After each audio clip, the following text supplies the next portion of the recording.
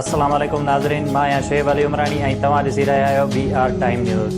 सभ खां पहिरियां शामिल कंदासीं हीअ रिपोर्ट। बिलावल भुट्टो ज़रदारी गो सिलेक्टेड गो जे नारे सां हुकूमत ख़िलाफ़ कराची खां इस्लामाबाद तरफ़ मार्च शुरू करे ॾिनी। जॾहिं त कराचीअ मां निकितल मार्च ठटे पहुची वई आहे। पार्टीअ जे मरकज़ी अॻवाननि समेत वॾे अंग में कारकुननि बि मार्च में शिरकत कई। अवामी मार्च 8 मार्च ते इस्लामाबाद पहुचंदो। मार्च खां अॻु आसिफा भुट्टो ज़रदारी बिलावल भुट्टो खे इमाम जामिन बि वधो। PP क़यादत पारां नवाब शाह प्रेस क्लब सां कयल वाइदो वफ़ा थियण शुरू थी विया।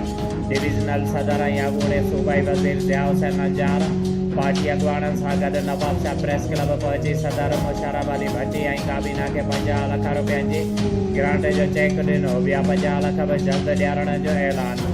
पाकिस्तान पीपल्स पार्टीअ जो डिवीज़नल सदर अॻूणो सूबाई वज़ीर कानून ज़िया हुसैन नजार, PPCT सदर Khan Bahadur Bhatti, general secretary Syed Atif Hussain Zaidi, district information secretary Rashid Ali Chatiyo ऐं ॿियनि उहिदेदारनि सां गॾिजी नवाब शाह प्रेस क्लब पहुतो, जिते हुन PP जी आला क़यादत ख़ासि तौर ते MPAPP लेडीज़ विंग जे मरकज़ी सदर फरियाल टालपुर पारां नवाब शाह प्रेस क्लब जे इदारे ऐं सहाफ़ियुनि खे घुर्बल सहूलतूं फंड्स ऐं रहाइशी कॉलोनी सहाफ़ियुनि जे औलाद खे नौकरियूं ॾियण वारे वाइदे जी वफ़ा जी शुरूआत कई ऐं नवाब शाह प्रेस क्लब लाइ 50 लख रुपयनि जी ग्रांट चेक जो प्रेस क्लब जे सदर मुशर्रफ अली भट्टी हवाले कयो।